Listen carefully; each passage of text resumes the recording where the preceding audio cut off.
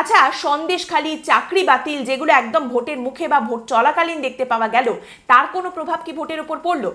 খুব অপ্রিয় লাগলেও সত্যি কথা এটাই যে এই চাকরি বাতিল, চাকরি চুরি, দুর্নীতি, এগুলো কোনো দিন নির্বাচনের মুখ্য ইস্যু হয় না। এগুলো আন্ডারলাইন ফ্যাক্টর হিসেবে থাকে। মানুষ মনে করেন যে আচ্ছা ঠিক আছে, এরা তো অত্যাচার করে, এরা ক্ষমতায় আছে, কিন্তু তার সঙ্গে আরেকটা যোগ হলো যে এরা চোরও বটে। কিন্তু এইটার ওপরে ভিত্তি করে মানুষ ভোট দিতে যাচ্ছেন এবং সিদ্ধান্ত বদল করছেন, এটা আনফর্চুনেটলি দেখতে পাওয়া যায় না। আরও বিশেষ করে সেই সেক্টরের মানুষের কাছে যাদের কাছে এই চাকরির প্রশ্নটা আসলে কোনো প্রশ্নই নয়, কোনো সমস্যাই নয়।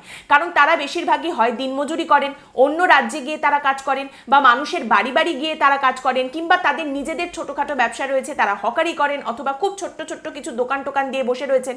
তাদের কাছে এই সরকারি চাকরি কে পেলো না, কত টাকায় পেলো, কত টাকায় পেলো না, এর থেকে অনেক বেশি সমস্যা হচ্ছে নুন আনতে পান্তা ফুরোনো।